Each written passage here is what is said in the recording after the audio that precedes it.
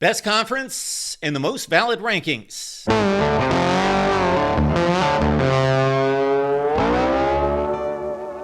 Hey, welcome in, everyone. Thanks for stopping by here at the Voice of College Football. Best in discussion, debate, and analysis based on your participation. Appreciate you being here. Hit the like button and please subscribe right here at the Voice of College Football. We are in the midst of our all-time, and I emphasize, underline, and put in boldface, all-time program rankings, and we appreciate you checking those out. We've done the Pac-12, yes.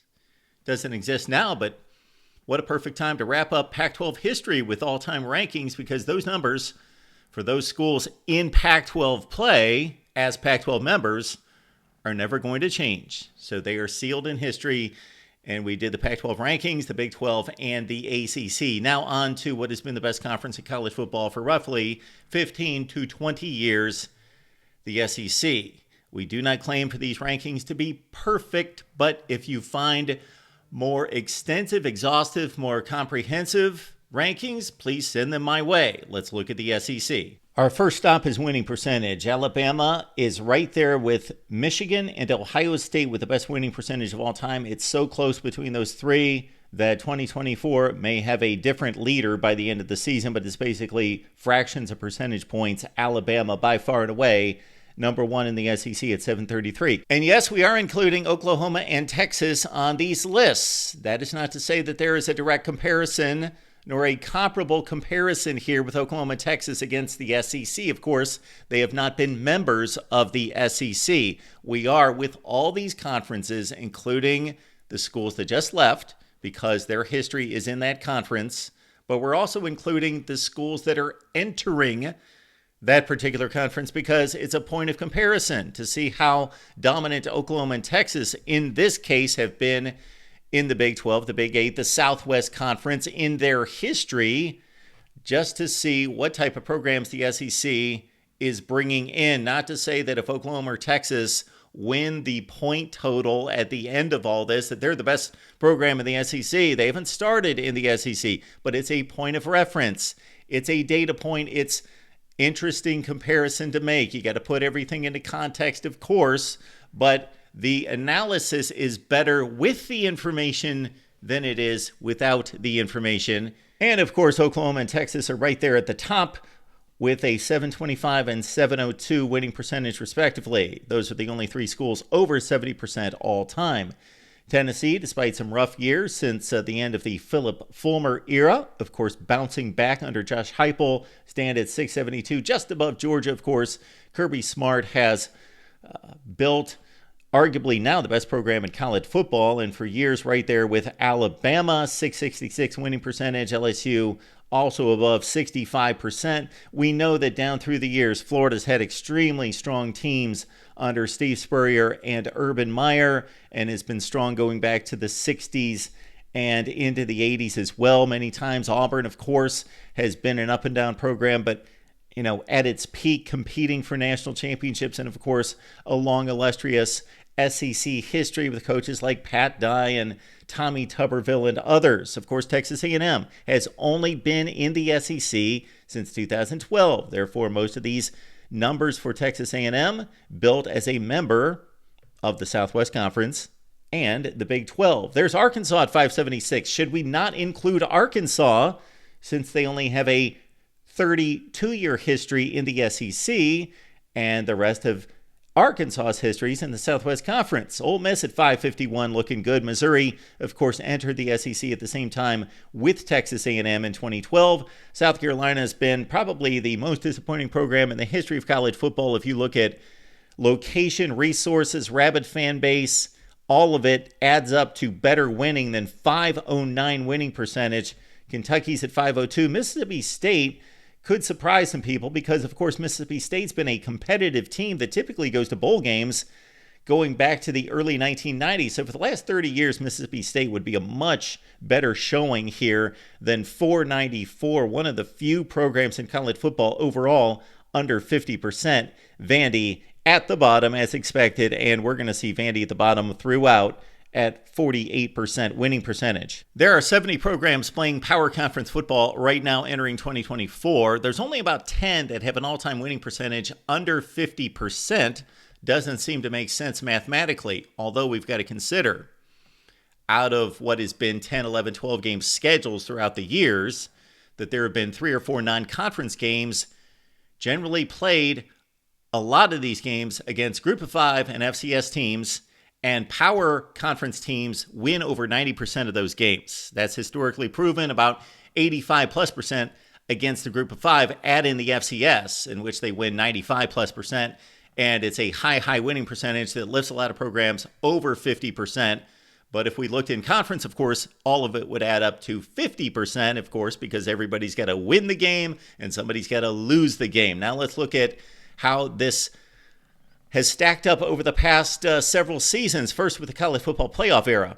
Over the last 10 years, Alabama's the best program in college football, 127-14, along with the postseason success cannot be matched. Georgia has come close, though, in recent years with back-to-back national championships.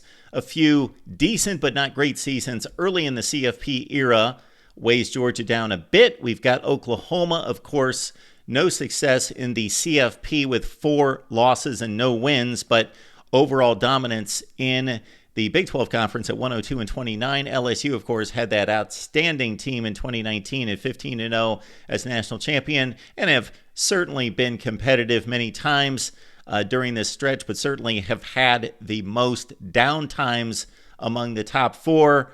And then we see down the list basically a smattering of teams that have been good during this era of the college football playoff and have been well below their standards. Florida, of course, fired Dan Mullen, had some rough seasons under Billy Napier. Dan Mullen, though, went to 3 consecutive New Year's Bowl games during this era. Tennessee coming back under Josh Heupel with seasons of 11-2 and 9-4. Texas, we know their story.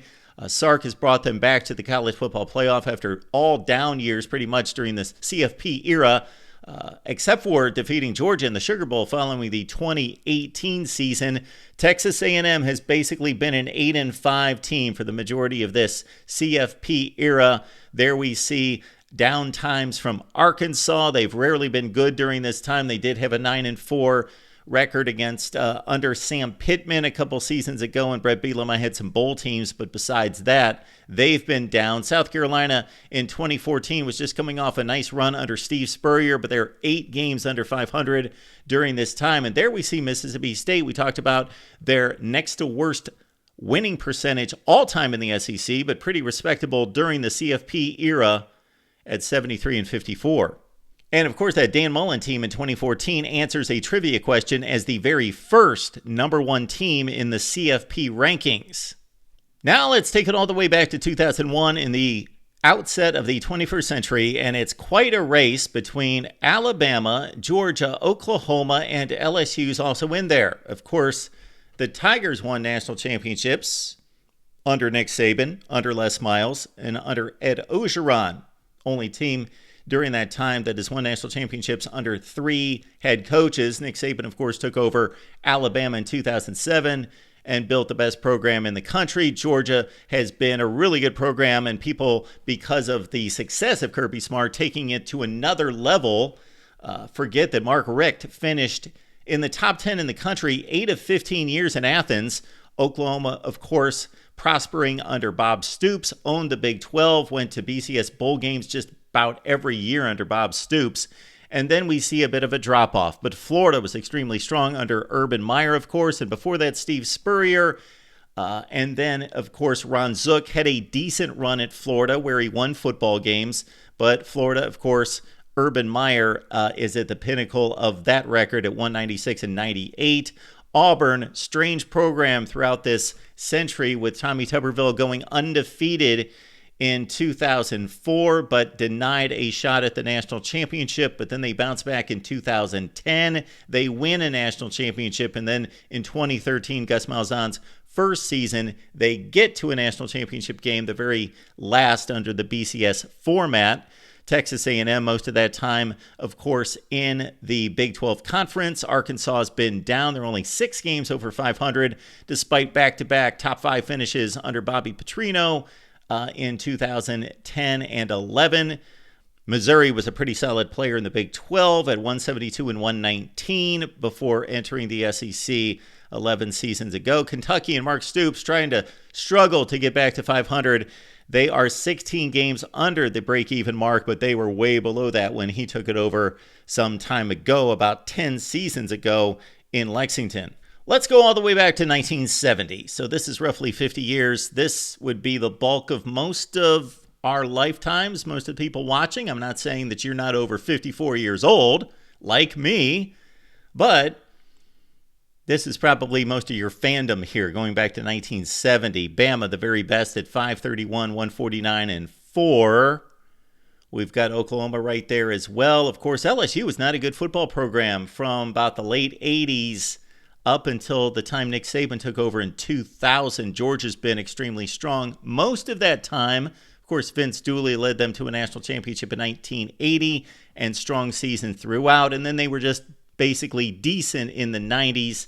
And before Mark Richt got there, Texas, of course, had a stellar 1970s into the 1980s decade. Then some up and down times before Mac Brown took over. Tennessee strong for the most part of this time frame, and Florida as well post-1970. When you add it all up, it's interesting to see programs like LSU, Tennessee, Florida, Auburn are almost even, had different ups and downs, and have generally been 8-4, 9-3 type good. They max out as national championship contenders, and then they have some lean years in there, but they just have too many resources and too much recruiting prowess to stay down. And then we see who's under 500 since 1970. Well, South Carolina's a shade above. Kentucky's way below by about 75 or 80 games. And Mississippi State's under 500 by 5 games because, of course, not a good football program during most of the 1970s and 80s. And Vandy is just in the abyss at 199 and 414.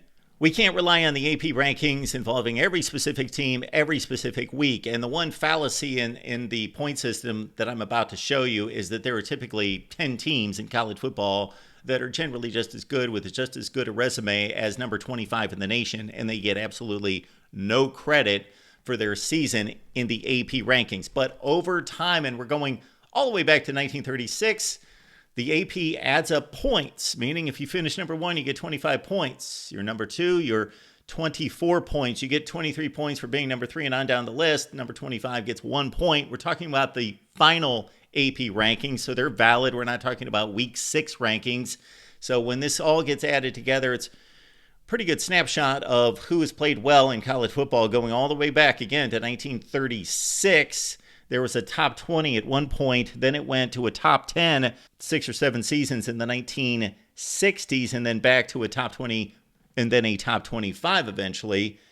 Bama's out in front. Oklahoma's right there as well. We're going to see when we put it all together at the end and compare all the great programs that Alabama and Oklahoma will have much to say about the greatest of all time.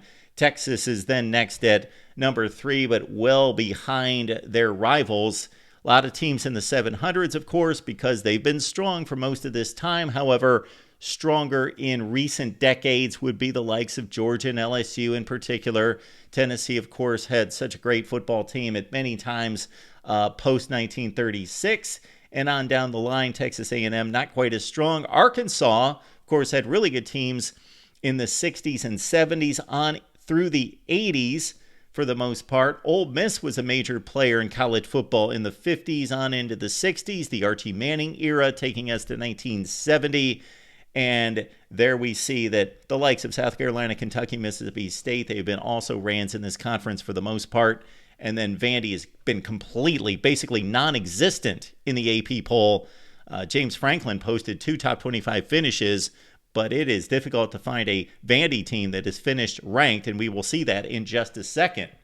I find this to be an extremely interesting list right here, so I went past the AP poll points and looked at the final rankings to see how many times did schools finish ranked. Okay, how many times did they finish in the top 10 and also the top 5? How many times were they elite? Bama's right there, 61 times.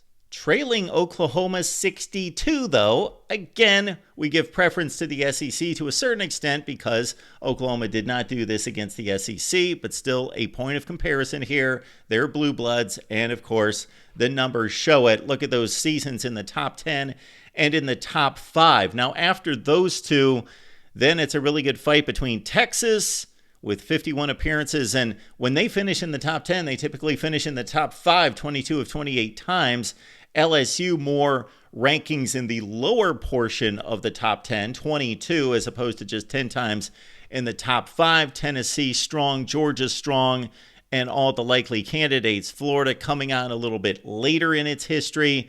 Texas A&M, of course, has been strong at times. Auburn with 40 finishes ranked and 9 in the top 5, and on down the list. And then at the very bottom, again, there's a huge separation between what, say, South Carolina, Kentucky, and Mississippi State have accomplished, although it's only one time in the top 5 for South Carolina. That was about a decade ago under Steve Spurrier. Kentucky's only done it twice. Mississippi State with one top 5 finish. That goes back to their SEC championship season in the 40s. Vandy, look at lowly Vandy. And when we make fun of Vandy, there's good reason why we make fun of Vandy, because they are so far behind everyone else. In their entire history, they've only finished in the top 25 3 times. James Franklin did it twice. Let's look at all-time bowl wins. Alabama's number 1 with 45 bowl wins. That's crazy. Georgia's at 38. LSU eclipses 30 as well. Do Oklahoma and Texas, and Tennessee's right there. And again, most of these categories are a reflection of what history has been, that Alabama has been dominant through and through. Have had few down periods, and when they've been elite, they've been super elite under Bear Bryant and Nick Saban in particular. Georgia, LSU have top 10 programs historically, so does Tennessee. Florida is, and Auburn, kind of in that next tier, but very close. They stay attached. They keep contact with Georgia and LSU. And again, Oklahoma and Texas, we're not going to necessarily make that comparison, although they're entering the SEC. And of course, they've played national college football just like everybody else has. So it's not like those inflated numbers for Oklahoma in particular are not valid. Let's move it to major bowl victories. So this is crazy that Bama wins almost all of its bowl games against the big boys. 32 of 45 wins. Oklahoma as well, 23 major bowl wins out of 31. And then you see the other ones drop off under 20, but again, bunched together. That's that group of LSU, Texas, Tennessee, Florida, Auburn, Georgia. Although I got to say that Auburn number really jumps out and shocks me with only 5 major bowl wins, because in every other category, they're right there. And I think of Auburn football history with their national championships and near national titles and how many good teams they've had as being much stronger than that. But they didn't win a major bowl game. They had won before 1983's Pat Dye's team beat Michigan in the Sugar Bowl. And they've won a lot of second-tier bowl games, a lot of Citrus Bowl type victories for Auburn is most of their history. And then you see Ole Miss might be a bit of a surprise that they rank with 11 major bowl wins.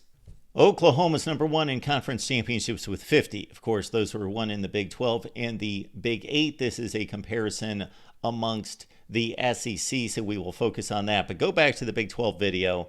Oklahoma's dominant, and more recently won 14 of the 28 since 1996 in the Big 12. Okay, Bama's number 1 in the SEC with 34, and then nobody comes close. Nobody has reached 20, and even the number by Texas A&M at 18. Zero in the SEC, and we'll be more specific, hang on in just a second, to SEC championships. Georgia, LSU right there, 16 and 15, and on down the line. Tennessee also with 16 conference championships. Arkansas winning 13 conference championships. 0 in the SEC. That 12 number for Mizzou. 0 in the SEC. The SEC formed in 1932, and what I love about our comparison and why I refer to it off the top as the most valid is basically the bulk of the league, the entirety of the league, what I consider to be staunch, stalwart SEC schools, they all joined at the same time. You cannot say that for the Big Ten, the Pac-12, the ACC. Certainly the ACC, 2/3 of the league seems like it just joined in the last 10 or 12 years. However, with the SEC, they didn't enter at different times. And with the Big Ten and Pac 8, 10, and 12, they entered after that initial 6 or so. Some of the hardline, old line schools entered 10 years later, 12 years later. But with the SEC, boom, 1932. And look at this influx of schools initially that have never left. Bama, Georgia, LSU, Tennessee, Florida, Auburn. There you go. You've got Ole Miss and Mississippi State. You've got Vandy. You've got Kentucky. You've got the league, the core of the league, all entered in 1932. And then since then, it was just a 2-team expansion in 1992, Arkansas, South Carolina. 2-team expansion in 2012 with Mizzou and Texas A&M. 2-team expansion coming in 2024. Now let's just get to SEC championships. And with that, we're going to do a percentage. That doesn't mean nearly as much here, but the reason I did it elsewhere is because of what I just explained. Different entry points for different schools. Therefore, you can't look at just total conference championships and consider that to be the end-all be-all. You've got to consider, okay, well, this school had a 25-year advantage over this other school. So it's all over the place in the other 3 conferences that we've addressed, especially, again, Big Ten, Pac, and ACC. But in the SEC, this isn't nearly the factor that it is with the others because they all entered in 1932, and really everyone that's entered, the 2 in 92 and the 2 in 12, don't factor into this because they've not won SEC championships, none of them. Bama won its 30 in 92 years in the SEC. That's 33% of the time. Then we see that Georgia, LSU, Tennessee factor in prominently with 14, 13, and 12 SEC championship games. And if I read this out of order at times, you would have to see the grid and what I'm reading off of. So sometimes I go a little bit out of order, but that's why you see the numbers there. And the percentages are also extremely important. Again, not as much in the SEC because I love the lineup in 1932 that all entered together. There we see that Ole Miss has won 6 conference championships, right below Florida's 9 and Auburn's 8, and everybody is over that has joined the conference in the last 30 years. Do NFL draft selections matter? You can argue both cases. You can argue this is prestige for the university. It shows who has the real talent, who's developed the talent to move on to the next level. And then, of course, if they become significant players, historical players, Hall of Fame players, that's prestigious for the school. It, of course, does not directly show who was successful in the collegiate ranks, but it gives indication. And again, it lines up with the other factors. Just check out the other conference videos. The teams that win produce the NFL draft selections. Bama's number 1 in the SEC. Oklahoma, of course, brings its draft choices in from the Big 12 and the Big 8, but this is pretty significant for Oklahoma being number 1 in this list because although that's not compiled in SEC play, those players were deemed to be worthy of selection in the NFL draft. So they are number 1 among the teams listed here. And then just below 400, again, it's that group of Georgia, LSU, Tennessee, Texas, Auburn, and on down the sliding scale. And then even South Carolina, Kentucky, and some of the lesser schools in the SEC have figured in prominently in the NFL draft. And of course, the SEC has had the most selections in the NFL draft every freaking year for what? I think it's at 20 years now. And one year they were tied, but every year it's been the SEC. Now, Bama really jumps out with first-round selections over Oklahoma. Cream of the crop, 82 for Alabama. Oklahoma's down the list with 51. You see a lot of schools bunched around the 50 mark, and those same schools that figure prominently on every one of these lists are also here with first-round NFL draft selections. Vanderbilt still trying to get to number 10. Alabama leads Oklahoma in consensus All-America selections, 86-82. Then there's a big drop to Texas. Then there's another big drop. And that same collection of schools are in the 40s together, although Texas A&M does a nice job of hanging with those other schools as they've not been able to do on the other lists, but they maintain contact in regards to selected All-America players. Last would be Mississippi State with only 3 All-Americas in the history of the school. South Carolina's at 4 as well. Oklahoma's Heisman Trophy list is impressive. Of course, they've won a few here recently with Baker Mayfield and Kyler Murray. And then, of course, Alabama had none before Nick Saban showed up, so they've won 4 since Mark Ingram's first in 2009. Georgia with 2, LSU with 3, Texas with 2, the Florida Gators with 3 as well, Tim Tebow being the most recent. And then Auburn also has 3 Heisman Trophy winners, capped off by Cam Newton in 2010. Johnny Manziel, Texas A&M's second in 2012. We do not leave out the other positions here at the Voice of College Football because the Heisman has become a quarterback award after it was, for a long, long time, a running back award. So we honor all the positions and all the prestigious awards at each position. Lombardi, Nagurski, Remington, Mackey, Biletnikoff, Doak Walker, Davey O'Brien, all the major awards. And Alabama leads Oklahoma again, 28-24. We're seeing a pattern here, aren't we? Then LSU and Texas and Georgia are right there as well. Tennessee down the list with only 5 major award winners. A bit surprising there in their history. They are surpassed by both Florida and Auburn and also Texas A&M and Arkansas with more major award winners. Kentucky with 4, Mississippi State with 1. Then we throw all these numbers into a point system. I'm not going to run through the tabulation of the point system here. After we get done, now that the SEC is complete, we've got the Big Ten to go.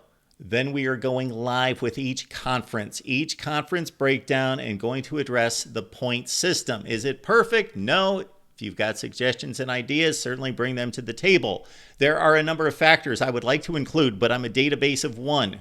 Strength of schedule would be 1 in particular, and there's other factors that I would love to include that go well beyond our resources here at the Voice of College Football, unless we get to 1 million views. We start bringing in 1 million views per video, and I will start to do the math on strength of schedule and some other factors that you would like to bring to the table. But I will announce and explain the point totals, and here we go with the point totals, though. They're pretty reflective of what you just saw. Bama's number 1, Oklahoma's number 2. Of course, the Sooners did not play in the SEC, so however you want to factor this out is up to you. It's valid, but they did not play against these teams on a regular basis, of course. Then we see the big bunch up around the 2,500 figure. Georgia, LSU, Texas, Tennessee, Florida, Auburn, all over 2,000. There's a hierarchy to the SEC, clearly, and it's Alabama. Then it's become Georgia based on the strength of its history in various spots, but this Kirby Smart push in the last 7 or 8 years, preceded by Mark Richt's extremely strong 2002 through 14, has to be acknowledged as well, has pushed Georgia to the top of that second tier. And then you've got those schools that continue to show up with strong football histories that all rank in the top 10 to 15 to 20 nationally all time. And then, of course, Texas A&M, Arkansas, Ole Miss, their histories have been a little bit more spotty, and Ole Miss coming back here in recent years strong. Before that, you've got to go back to the early 60s before they really factored in nationally. And Texas A&M has not won a conference championship since 1939. And then you see South Carolina, Kentucky, Mississippi State are on a level to themselves, and Vanderbilt's obviously at the bottom. Nobody's close. It even belies the point totals that Vandy's that close. That's based solely on just having a winning percentage that's close to 50% all time and closer to those other schools. So there you have it, the SEC. I've had a few comments talking about the future and future projections, and that's what matters. Okay, I understand that that's what matters going forward, but this is a historical look at these programs and what they've been. A win in 1926 counts just as much as a win in 2023 and the national championships and the conference championships and all of it. I did not weight the system in any way. When you look at the records that we displayed in the college football playoff era and since 2001, and then also since 1970, I did not factor those into the point totals. So I did not give any bias to recency dominance. Those were just to show how good these programs have been during these various time frames. So I know I'm going to get some comments about that, thinking that I weighted it toward the more recent times, but I did not. I just showed those lists. All right, we do appreciate you being here. It's a compilation, folks. It's a look at it. I give some context to it. I can certainly run down the programs and give you my lists in terms of would I tweak these numbers a little bit? Yes, to give it some historical context based on my experience, what I know. I've got a pretty good grasp on college football history. Yes, I could tweak the numbers a little bit. These are flat out what the numbers are. And again, we explain the point system. We take your calls, your comments, and your questions live coming up in just a few days right here at the Voice of College Football.